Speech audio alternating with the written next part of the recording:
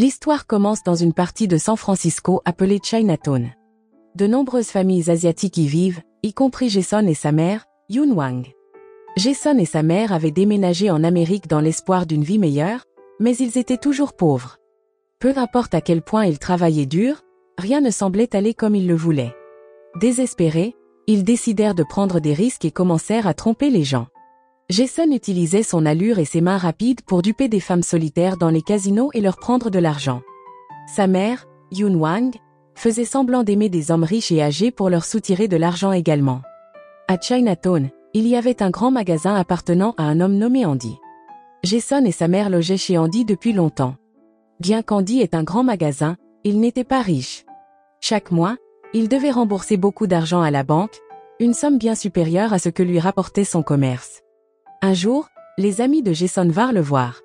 Ils se moquaient souvent de lui parce qu'il était pauvre, mais comme Jason n'avait pas beaucoup d'autres amis, il restait avec eux. Yoon Wang n'aimait pas que Jason soit maltraité et lui disait toujours de s'éloigner de ces amis-là. Jason, énervé, répondit à sa mère qu'il était assez grand pour décider par lui-même. Puis, contrarié, il partit rejoindre ses amis. Ce soir-là, Jason fut choqué de trouver Andy et sa mère dans un état désordonné et blessé. Ils lui racontèrent que des usuriers étaient venus réclamer la dette d'Andy. Jason voulait porter plainte à la police, mais en vérifiant les caméras de surveillance, il découvrit la vérité. Andy et sa mère avaient tout inventé. Ils avaient oublié d'éteindre les caméras, et tout avait été enregistré. Il s'avéra qu'Andy et Yoon Wang avaient secrètement accumulé de nombreuses dettes et étaient désespérés de les rembourser.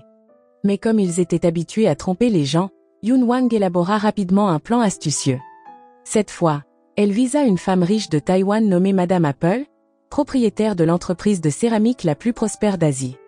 Le moment était parfait, car San Francisco s'apprêtait à accueillir la plus grande exposition d'art céramique au monde. Toutes les meilleures œuvres d'art allaient y être exposées, rendant le moment idéal pour Yoon Wang d'agir. Son plan impliquait un bol que Jason utilisait pour ses repas. Ce bol était une œuvre d'art spéciale créée par Heng, le fils décédé de Madame Apple. Heng avait étudié l'art en Amérique et refusé de reprendre l'entreprise familiale, Taolin Céramique. Malheureusement, Heng était décédé dans un accident de voiture, et ce bol était la seule œuvre qu'il avait jamais achevée. Yoon Wang était certaine que, peu importe le prix auquel le bol serait vendu aux enchères, Madame Apple paierait n'importe quelle somme pour l'obtenir. À ce moment-là, le plan fut mis en marche. Andy, avec l'aide de son ami ingénieux, réussit à faire exposer le bol lors des enchères. Peu après, Jason intervint et raconta une histoire déchirante sur le bol, prétendant qu'il avait été créé par son défunt père. Il parla même des difficultés de la vie des Asiatiques en Amérique. Son histoire inventée émut profondément Madame Apple, qui avait l'impression que son fils Heng lui parlait à travers le bol. Tombant dans le piège, Madame Apple devint émotionnellement attachée à l'histoire. Lorsque les enchères pour le bol commencèrent, Madame Apple, complètement convaincue par les mensonges de Jason, continua d'augmenter son offre. Le prix monta de plus en plus haut, atteignant des millions. Cependant, tandis que Madame Apple croyait l'histoire, son personnel n'était pas si facilement dupé. Ils attrapèrent Andy et l'amenèrent à Madame Apple, ce qui la fit douter de tout ce que Jason lui avait raconté. C'est alors que Yoon Wang intervint. Avec sa capacité à réagir rapidement, elle joua un rôle émotionnel, disant à Madame Apple qu'elle se fichait de l'argent. Elle expliqua que la seule raison pour laquelle elle vendait le bol était qu'en tant que mère, elle ferait n'importe quoi pour offrir une meilleure vie à son fils. Yoon Wang affirma que le bol, étant la seule chose de valeur qu'il possédait, était leur dernier espoir. Elle alla même jusqu'à menacer de partir et de refuser l'argent si Madame Apple continuait à douter d'elle. Là-bas, Jason soutint l'acte de sa mère, suppliant Madame Apple de ne pas blâmer Yoon Wang. Il expliqua que sa mère voulait seulement qu'il ait une chance d'aller à l'université et de recevoir la meilleure éducation possible. Ensemble, leur performance convainquit peu à peu Madame Apple de les croire à nouveau. Soudain, Madame Apple toucha doucement le visage de Jason et lui demanda en quelle année il était né. Lorsque Jason répondit qu'il était né en 1998, Madame Apple crut encore davantage à leur histoire inventée. Elle se souvint que Heng était allé en Amérique en 1996, ce qui rendait plausible l'idée que Jason puisse être réellement son petit-fils. Elle décida alors de leur donner l'argent. Ses autres enfants et petits-enfants essayèrent de l'en dissuader, mais Yoon Wang intervint de nouveau. Elle déclara qu'il partirait et ne prendrait pas un centime si Madame Apple ne leur faisait pas confiance. Alors qu'ils étaient sur le point de partir, Madame Apple les rappela et les invita à venir à Taïwan pour la célébration du Nouvel An lunaire. Ils acceptèrent, sachant que c'était une autre opportunité en or qu'ils ne pouvaient pas manquer. Lorsqu'ils partirent enfin pour Taïwan, ils ne purent cacher leur excitation dans le jet privé. Ils commandèrent tous les plats du menu lorsque l'hôtesse leur proposa de la nourriture, s'assurant de savourer chaque mets luxueux disponible. Leur comportement exagéré commença à faire douter à nouveau Madame Apple. Elle demanda alors à son fils d'enquêter sur les antécédents de Jason pour vérifier la véracité de leurs propos. L'histoire continue lorsqu'ils arrivèrent chez Madame Apple. Le manoir était immense et luxueux, laissant Jason, Yunwang et Andy émerveillés. À l'intérieur, Anzu leur expliqua l'arbre généalogique de Madame Apple. Cette dernière avait 3 enfants nommés Anzu, Agnew et Eng. Elle avait également 2 frères, oncle Li et oncle Zhao, qui avaient toujours voulu prendre sa place en tant que chef de l'entreprise Taolin. Oncle Li et oncle Zhao n'acceptaient pas Madame Apple comme leader de la famille parce qu'elle ne possédait pas le prestigieux titre de Juang, qui était le titre le plus respecté dans leur famille. Il y avait aussi Lu, l'assistante de Madame Apple, et Ken, qui était l'enfant d'Anzu. Leur premier événement était un dîner spécial pour célébrer ensemble le Nouvel An lunaire. Tout le monde portait des vêtements élégants et sophistiqués, y compris Jason. Cependant, la tenue de Jason était particulièrement spéciale, car il portait des vêtements ayant appartenu à Eng. En le voyant dans ces vêtements, Madame Apple ne pouvait s'empêcher d'imaginer que Jason était peut-être réellement son petit-fils perdu. Pendant la célébration du Nouvel An, la famille avait une tradition, servir 100 raviolis sur une seule assiette. Dans l'un des raviolis se trouvait une pièce qui pouvait être échangée contre une enveloppe rouge remplie d'argent offerte par Madame Apple. Par chance ou par talent, Yunwang trouva la pièce et l'échangea joyeusement contre l'enveloppe rouge. Au cours du dîner, Anzu fit un commentaire acerbe à propos de Jason et des autres, les accusant d'être des escrocs cherchant à profiter de l'histoire triste de sa famille. Il était clair qu'Anzu se sentait menacée par la présence de Jason, surtout parce qu'elle souhaitait que son fils Ken devienne le prochain leader de l'entreprise Taolin. Lorsqu'Yunwang mentionna que Jason apprenait rapidement, Anzu devint encore plus sarcastique et froide envers Jason et Yunwang. Après le dîner, Jason, Lu et Ken jouèrent ensemble avec des feux d'artifice. Ils passèrent un bon moment, et Madame Apple était heureuse de voir ses petits-enfants s'amuser. Le lendemain matin, oncle Li arriva à l'improviste avec des investisseurs pour visiter la maison de Madame Apple. Pendant qu'il se promenait, oncle Li ne cessa de répéter que la maison était inutile et causait des problèmes lors du partage de l'héritage. Ces propos visaient clairement Madame Apple, qui avait reçu la plus grande part de l'héritage familial. Cependant, Madame Apple répondit calmement en disant qu'elle n'était pas égoïste, et la preuve était que de nombreux membres de la famille vivaient dans la maison, pas seulement elle. Jason s'approcha alors d'oncle Li et le salua chaleureusement. À la surprise générale, Jason montra ses talents de main rapide, révélant ainsi la véritable nature d'oncle Li. Il devint évident pour tout le monde qu'oncle Li était obsédé par l'argent et en voulait toujours plus. En voyant cela, Madame Apple comprit que Jason n'était qu'un jeune homme pauvre soudainement plongé dans un mode de vie luxueux. Elle décida qu'il devait apprendre les bonnes manières à table et demanda à Lu et Ken de lui enseigner. Non seulement cela, mais elle voulait aussi que Jason apprenne à créer des œuvres en céramique afin qu'il puisse perpétuer la tradition familiale. Cependant, après seulement quelques leçons, Jason se lassa rapidement et voulut abandonner. Ken le réprimanda pour sa paresse, mais Jason lui répondit en lui disant d'être honnête sur ce qu'il voulait vraiment dans la vie. Inspiré par les paroles de Jason, Ken avoua finalement son rêve, devenir chef et cuisiner les plats les plus luxueux de Taïwan. Ken voulait préparer des omelettes, des morceaux de poulet frit, des pizzas à la viande rôtie, des soupes, du riz et d'autres mets délicieux. Tout en préservant les saveurs uniques de Taïwan dans chaque plat. Quelques jours plus tard, Anzu demanda à Jason de faire un test sanguin avec le reste de la famille pour vérifier sa santé. Cette nuit-là, Jason tomba dans un sommeil profond, et Madame Apple resta à ses côtés, croyant toujours qu'il était son petit-fils. Elle ajusta doucement sa couverture pour le garder au chaud et lui chanta des berceuses qu'elle chantait à Eng lorsqu'il était enfant. Yunwang, observant depuis l'embrasure de la porte, s'éloigna rapidement. Elle ne voulait pas que Madame Apple découvre la vérité sur leurs mensonges. Le lendemain, Anzu mettait à jour sa mère sur les expéditions de leur entreprise. Madame Apple demanda des nouvelles des produits défectueux et si ceux-ci avaient été jetés. Anzu répondit qu'elle ne voulait pas les jeter et prévoyait de les vendre à un prix inférieur. Madame Apple répliqua fermement qu'agir ainsi nuirait à la réputation de Taolin et entraînerait encore plus de pertes. Plus tard, Madame Apple passa du temps avec Jason. Cette fois, ils partagèrent des patates douces et les savourèrent ensemble. Jason commença à raconter des histoires sur les difficultés de sa famille. Il expliqua à quel point ils étaient pauvres, se comparant à des rats de New York vivant dans les égouts. Bien que leur situation ne fût pas aussi extrême, ils restaient très pauvres, dit Jason avec un sourire. Malgré leurs épreuves, Jason et sa mère trouvaient toujours la paix dans leur cœur. Ils s'aimaient profondément et partageaient le peu qu'ils avaient. Madame Apple donna ensuite une enveloppe rouge à Jason en lui demandant de n'en parler à personne. Elle commença à raconter une légende taïwanaise liée au Nouvel An lunaire. Avant qu'ils ne terminent leur discussion, Madame Apple rappela à Jason une prochaine réunion du conseil de Taolin et lui demanda, ainsi qu'à sa mère, d'y assister. Étrangement, elle lui donna une autre enveloppe rouge et répéta la même histoire, comme si elle avait oublié qu'elle l'avait déjà racontée. Lors de la réunion du conseil, Jason apprit que Madame Apple souffrait d'Alzheimer.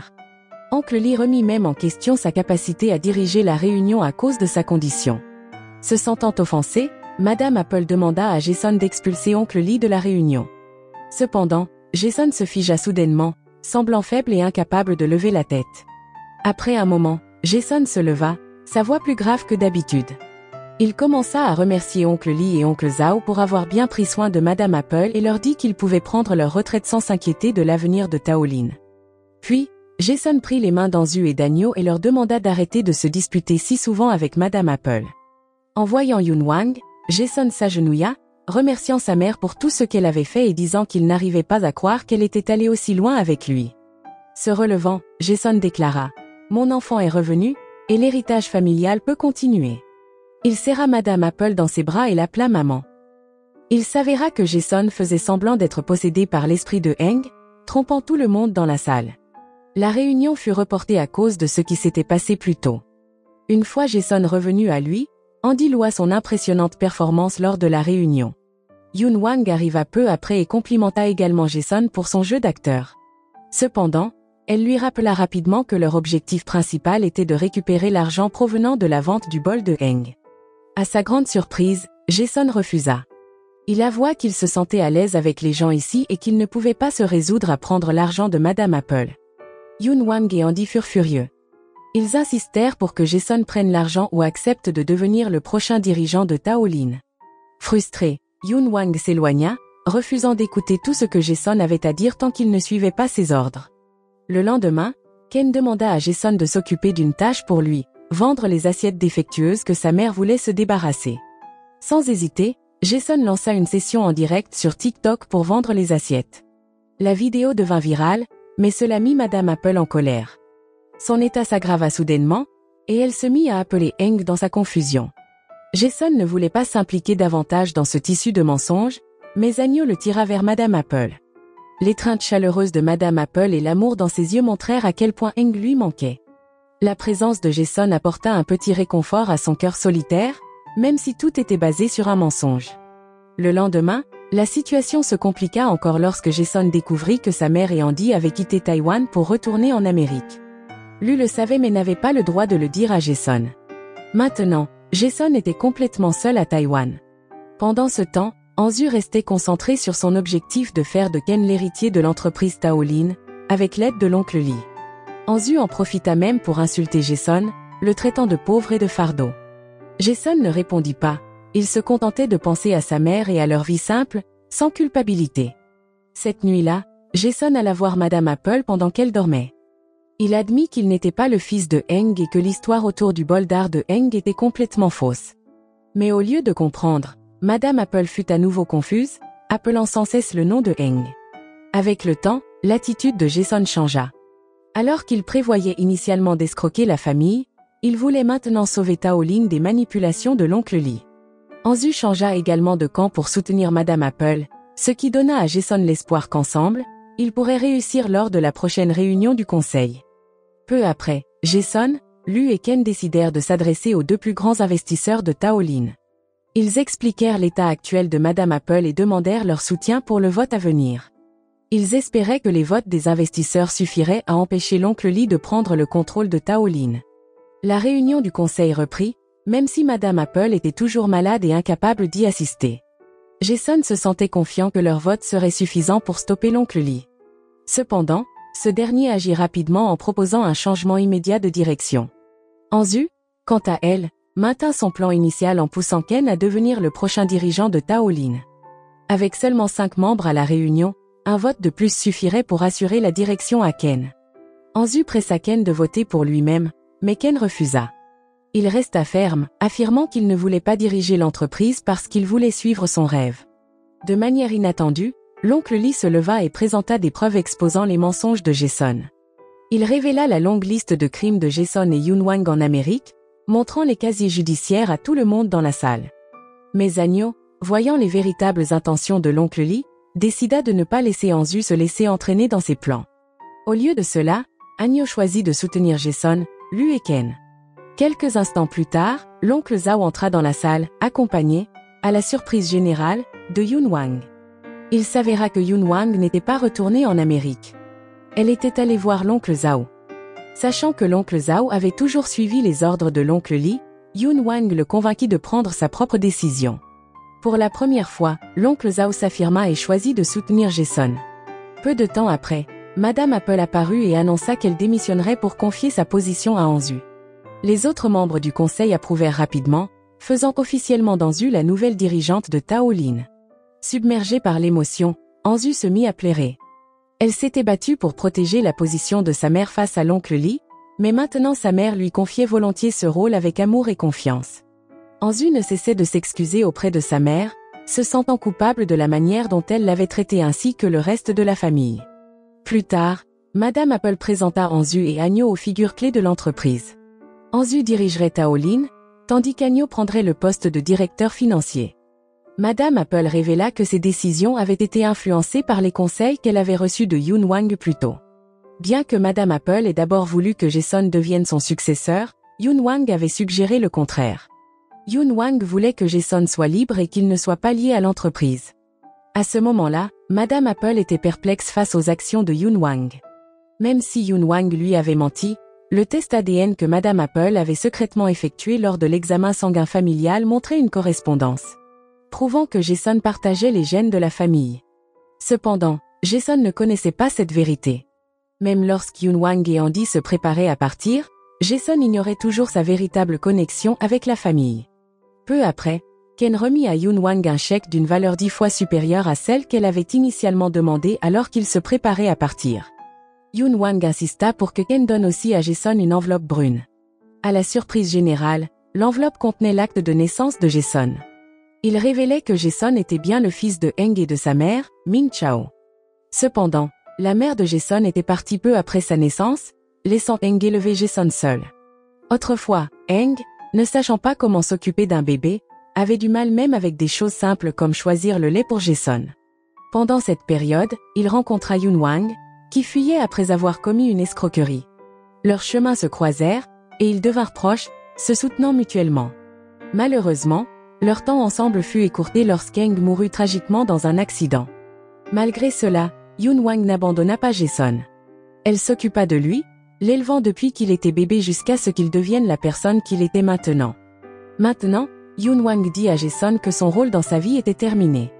Elle lui fit clairement comprendre qu'elle ne voulait plus qu'il reste avec elle. En entendant cela, Jason eut le cœur brisé, réalisant que la personne qu'il avait toujours appelée maman ne voulait plus de lui dans sa vie. Rassemblant toute sa force, Jason répondit fermement qu'il ne voulait plus vivre avec elle non plus et décida de partir. D'autre part, Jason, qui resta à Taïwan, décida de fabriquer son propre bol en céramique comme cadeau pour sa grand-mère, Madame Apple. Lorsque Madame Apple vit le motif étoilé que Jason avait créé, elle devint émotive. Cela lui rappela les étoiles que Heng avait l'habitude de faire. Jason expliqua que c'était Yun Wang qui lui avait appris à créer ce motif. Il révéla aussi que c'était Yun Wang qui avait inspiré Heng à concevoir les étoiles au départ. Pendant ce temps, les mots durs que Yun Wang avait adressés à Jason plus tôt n'étaient pas entièrement vrais. Elle avait dit ces choses uniquement parce qu'elle voulait que Jason ait une vie meilleure et échappe aux difficultés qu'ils avaient affrontées. En réalité, Yun Wang n'avait même pas pu se résoudre à utiliser le chèque provenant de la vente du bol de Heng. Au milieu de sa tristesse, une voix familière résonna dans la maison. C'était Jason, qui était revenu voir Yun Wang. Quoi qu'il en soit, Jason considérait toujours Yun Wang comme sa mère. À partir de ce moment-là, Non seulement Jason fut accueilli dans la famille de Madame Apple, mais Randy et Yoon Wang furent aussi chaleureusement acceptés. Sous la direction d'Anzu, Taolin prospéra et remporta même un prix pour être la meilleure entreprise de céramique du monde. Yoon Wang se rendit compte qu'elle avait gagné quelque chose de bien plus précieux que le chèque qu'elle avait reçu. Une famille aimante qui l'acceptait telle qu'elle était et partageait avec elle à la fois joie et peine. La leçon morale de ce film est de ne jamais faire confiance à quelqu'un qui vend des assiettes sur TikTok, car il se pourrait qu'il vous vende aussi le drame de sa famille.